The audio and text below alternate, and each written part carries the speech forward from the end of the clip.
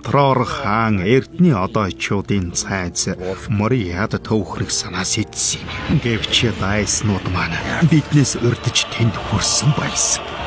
Оркууд дотор хамгийн хэрцгий балмад нэгэн Мориаг эзэлсэн оркуудын армийг өдөрдөж байсан юм. Тэр бол нүгэлт Азог. Азог хааны толгойг авч тангарага баттгсан юм.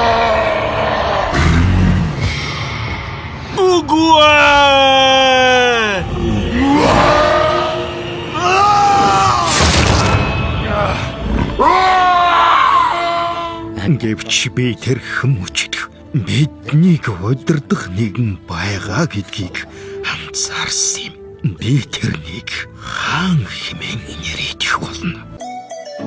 Онцгой бүтээлийг ойрын хос